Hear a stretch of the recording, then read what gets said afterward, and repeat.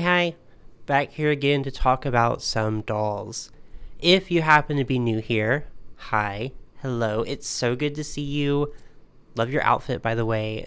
That color works so well on you. But this is my channel where I talk all about fashion dolls and occasionally other things that interest me, but mostly fashion dolls. And this is a series I like to do on my channel every now and then where I go over new and upcoming releases in the fashion doll world and just give my opinions. Last time I did one of these, it was depressing. It was pretty dire. There was a lot going on. We were in a rut. There were not a lot of things to talk about. It was not very fun, but complaining works because fortunately this installment is a lot more optimistic, or at least full of actual content. So that's good. When it comes to talking specifically about dolls, things are kind of looking up, for the most part, at least. I was actually out of the country when a lot of this stuff happened, so I had a lot of catching up to do, and now here I am, to catch all of you up, too, and to, dazzle you with my excellent, indisputably correct takes and opinions. Oh, and one more thing before we go. I'm a little sick. I know, it's just so shocking. I thought it was actually somewhat of a miracle that I went on several planes, went to so many crowded places in another country, and I didn't get sick for my entire vacation. And then we come back, and here I am. But I'm doing better. I don't have as bad of a fever as I did anymore. There's still just some lingering effects, so sorry in advance. Anyways, let's get into it. Starting off, as we always do, with Barbie. And there is actually quite a lot from Barbie this time around. Mostly collector drops, but she's been very busy. And Ken, too, because the first doll I'm going to talk about is the second doll in the Barbie signature Ken Couture line. He costs 100 doll hairs and is currently up for pre-order on Mattel Creations.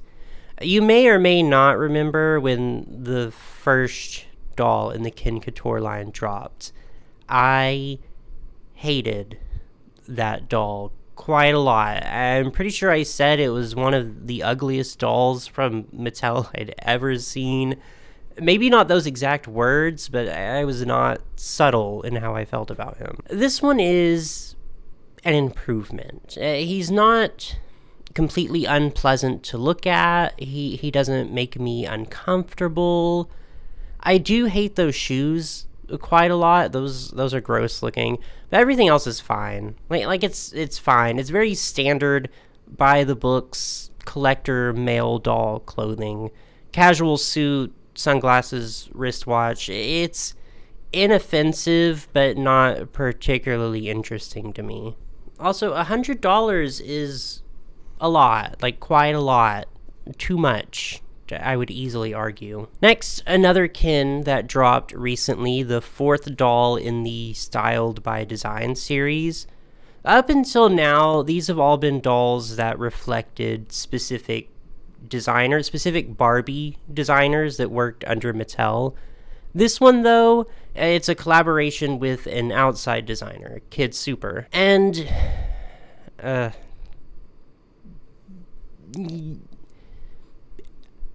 like the jacket. I like the jacket quite a lot. It's a great piece. But beyond that, I have no desire to put this man on my shelf. I don't want to let him into my house. This is just... I'll just smile and I'll say, this is not for me. Though I guess I can also say he costs $45, which I think is much more reasonable than the last one we looked at, especially being a collaboration with an established artist. That is one more compliment I can offer. Next, the third in the revived fashion model collection series, Petticoat Perfection. She came out about a month ago, and unfortunately has since sold out, but was priced at 100 doll hairs. The pricing of the new BFMC has been strange. I recall that the first one was $75, right? And I thought, okay, if they're all around that price range, I can see myself, picking up one or two of these in the future. But now, I don't know. I do think this one is very cute, though. I love the baby blue of her dress. It's very striking. And her face is gorgeous, though I do wish she had a slightly darker lipstick shade. Mattel really loves this, very salmony pink lipstick shade a lot. Even on dolls that are in these very formal get-ups, and it doesn't always look great. I think where the new BFMC dolls kind of lose me is that the old fashion model collection had such strong theming, concepts, and it had a lot of day wear too, or career dolls with that vintage aesthetic. Whereas all we've seen from the current run of BFMC is very vague evening dresses. So I do miss that very strong commitment to a theme. Even if the outfits aren't bad, because they're not, I'm just not sure what makes them unique to the fashion model collection, right? Because they used to be tied in very strongly to that vintage 50s and 60s era theming, where with all the dolls we've seen so far in the new one, the outfits really wouldn't look out of place on just a regular run-of-the-mill collector Barbie. I mean, I guess you could argue that the BFMC is just as much about the face mold, the classic sculpt. But I don't know. I just want to be a little more excited, is all. Alright, next, the Barbie signature Shirro Princess of Power doll, which should be released by the time this video goes up, and she will cost 55 doll hairs. She's cute, but I do look at her, and I can't help but think that she's a pretty big downgrade from the Shirro doll that was a Comic-Con exclusive a few years back. But I guess the difference is that was a straightforward Shirro doll, and this is supposed to be more like Barbie as Shirro, so maybe I'm being a little unfair. I don't think she looks bad, regardless, and is considerably less expensive than getting the Comic-Con doll would be right now. Though, very personal and petty gripe, I hate the made-to-move body. You know this, we all know this. Or I guess technically this is the superhero body, but it uses made-to-move joints, which I think are just so deeply unpleasant. I could live with the body if it had an outfit that covered the joints like the Harley Quinn and Poison Ivy dolls did, but unfortunately, She-Ra's outfit does not really allow for that kind of coverage. I understand that's a completely personal thing, though. I'm talking kind of negatively, but I do think she looks good. A good homage to She-Ra, and I'm sure she'll make some collectors out there very happy. That's all that matters. Alright, next we have some new Dream Besties stuff. First, the new character Zia, who is currently out and available for purchase. So, up until now, the Dream Besties lineup was made up of established characters within the Barbie canon. Zia, however, is an original character from the Dream Besties webisodes, which are very strange and a bizarre experience, and I don't exactly recommend watching them. But she's introduced as a sort of Mean Girl-esque rival antagonist figure. And if you know me, you know that's a character archetype I just adore. So I'm a little soft on Zia. I will say, though, speaking as the world's #1 Dream Besties apologist, I do continuously acknowledge that the fashions are not exactly where I would want them to be. This outfit, for instance, does it give snobby mean girl? Not exactly. It looks well made enough, but it definitely just needs a little something else. Her face and accessories are all very cute, though. Also, some more Dream Bestie stuff. The Get Ready With Me dolls. This line includes Malibu Barbie and Brooklyn Barbie, and are a little more of a gimmick line this time around. Well, hair play. So they come with a lot of different hair accessories, hair bands and barrettes and hair chalk, and also an outfit to dress them up in. They're cute. I still have the same thoughts where I just wish the outfits were a little more put together, a little more extra, but I guess this line particularly really is just about the hair play aspect. I do think Brooklyn's outfit specifically is kind of, let's just ban bubble skirts. There's no reason I should still be seeing bubble skirts in any context. Next, in celebration of Mattel's 80th anniversary, the Barbie signature ruby red dolls. These are currently available for purchase for 60 doll hairs each, and not exclusive to Mattel Creations. There's a blonde version and a brunette version. I do think she might win an award for the absolute worst updo I've ever seen on a Barbie doll. Oh, I hate that. Quite a lot. Her face, especially on the blonde doll, also just leaves a lot to be desired. The red lipstick is kind of a nice shade, but it's just, even on a doll in a very formal, glamorous-ish dress, they still refuse to give the Millie sculpt any makeup, any extra definition to her face at all.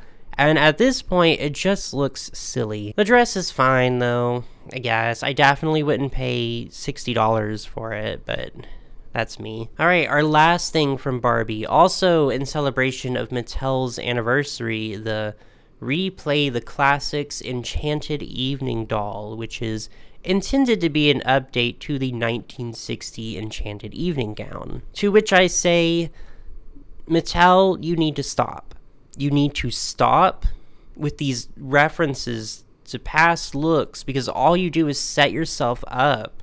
You give us comparisons that really only serve to make us sad and frustrated, because what you do today cannot ever compare to products from 20 years ago, much less 60 years ago.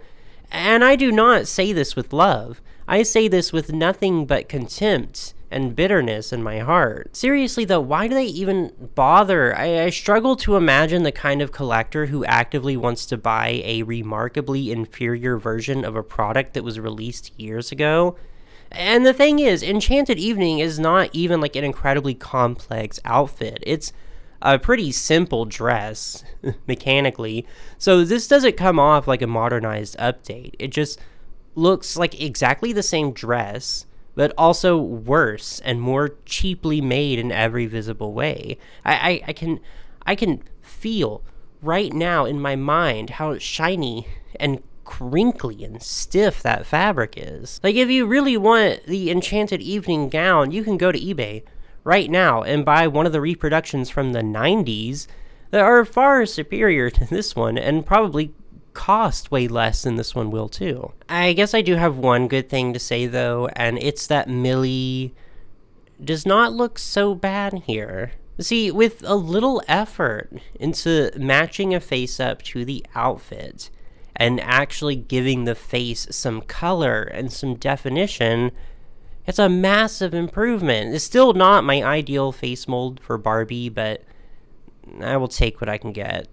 Or actually, I won't, because I won't be buying this doll. I wish they'd stop with that slick back, no bangs ponytail, though. It's just so tired. But that's all for Barbie. For now, on to Disney.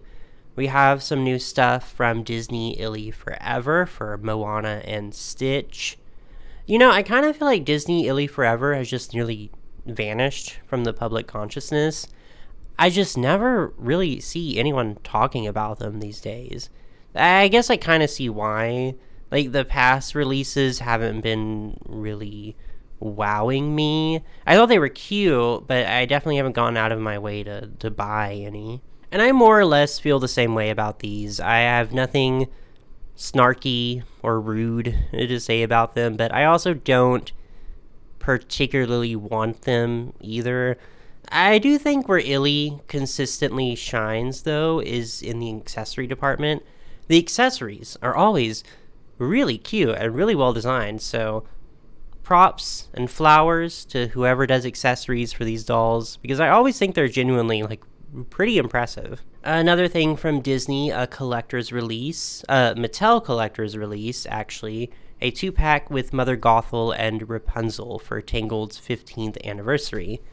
The pack is 100 doll hairs, so about 50 doll hairs per doll, which is not that terrible, I guess, because I think both dolls here are mostly pretty well done. Mother Gothel, I think, has some really good sculpting, a lot of really well executed details on her outfit too, which, elevates what is otherwise a pretty simple look. I'm a little less enthusiastic about Rapunzel though. I don't know what it is, but they can never get her face perfect. And this is a universal problem. Disney, Mattel, Hasbro, they've all really struggled with making Rapunzel dolls actually look like her. This is definitely not the worst attempt, but it's still just not all the way there. And when I zoom in, I just see a few shortcuts on her dress. Like, the fabric looks really shiny and kind of cheap. The ribbons on the bodice don't continue on over to the back. It's small nitpicks, I know, but still detractions on what is otherwise a pretty expensive set. Next, we have some stuff from LOL Surprise. Been a hot minute since we talked about them, huh? There's a new line of LOL tweens, sort of a refresh of the first wave of tweens with Cherry BB, Fancy Girl, Freshest, and Olivia Flutter, who has replaced Hoops Cutie from the original lineup.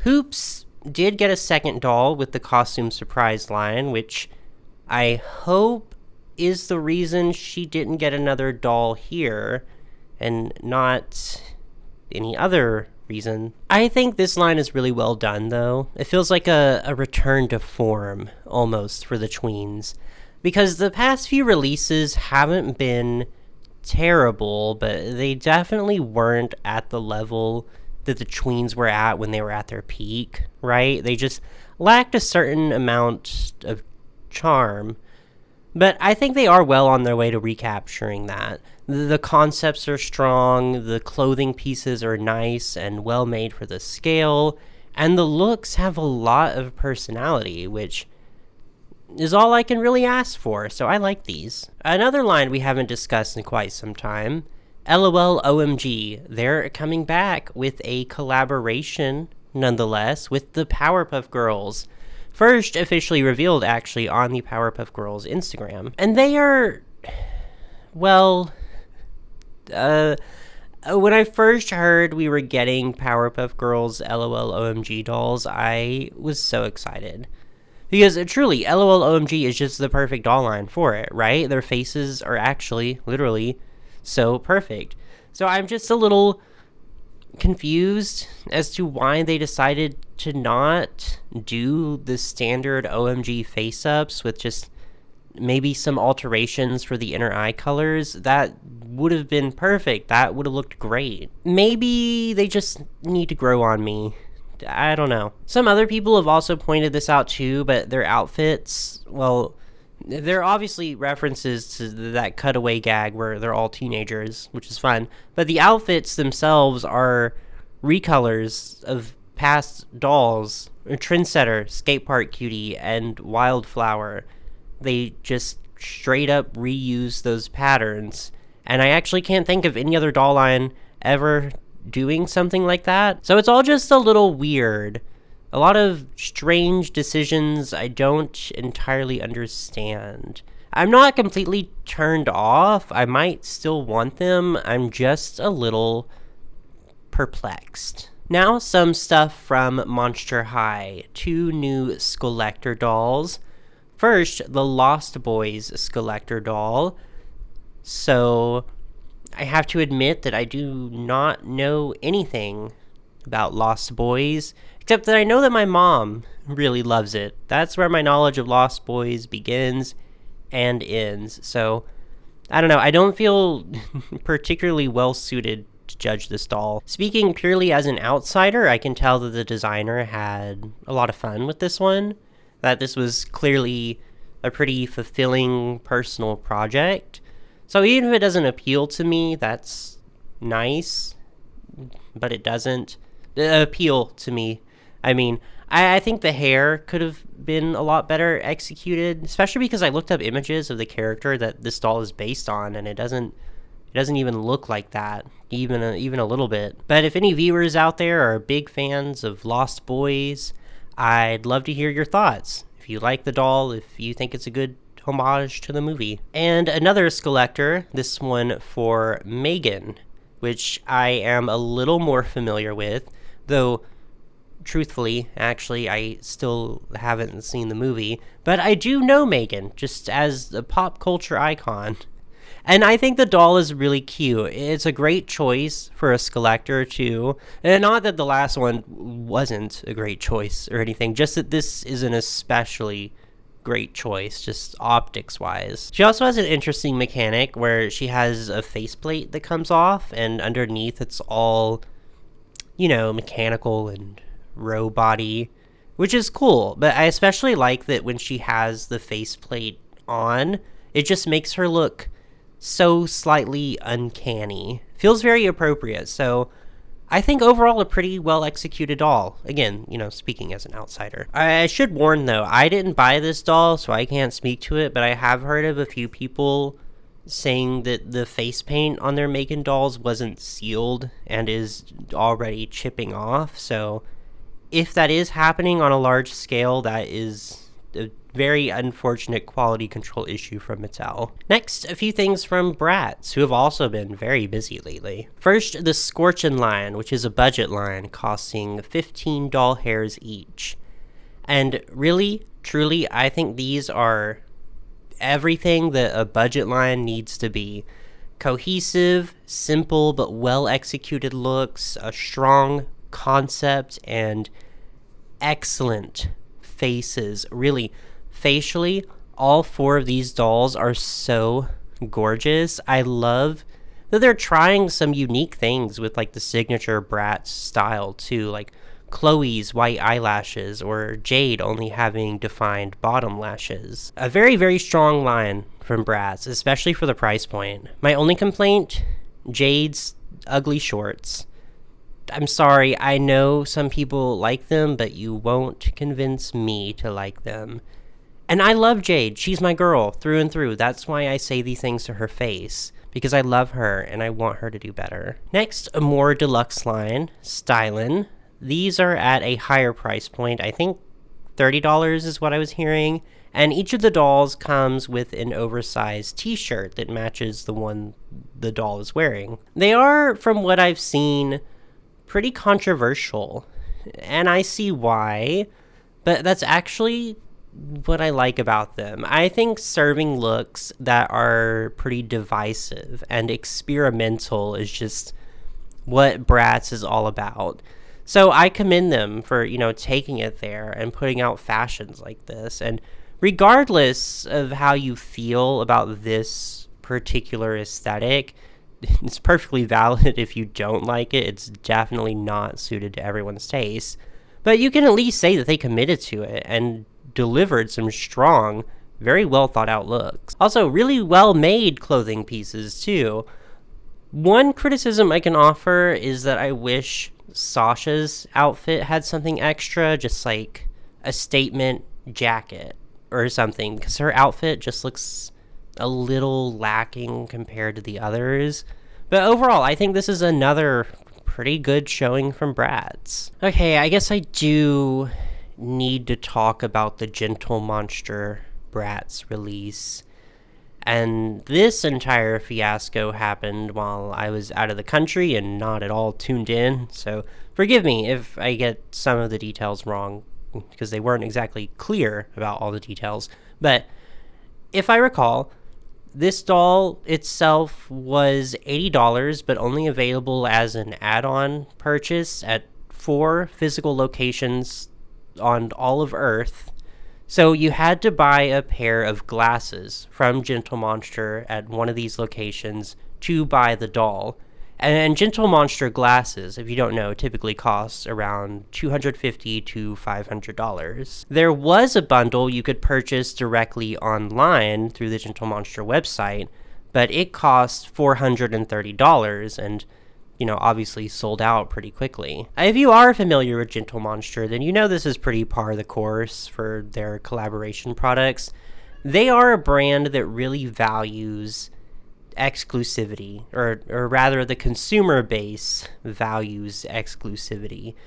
It was interesting on some level, I guess, to see a fashion doll release that was very ostensibly not aimed at doll collectors and was sold basically like as a bag accessory more than anything. I think a lot of work and cool details went into this particular doll. The sculpting on her body is really cool, really well done.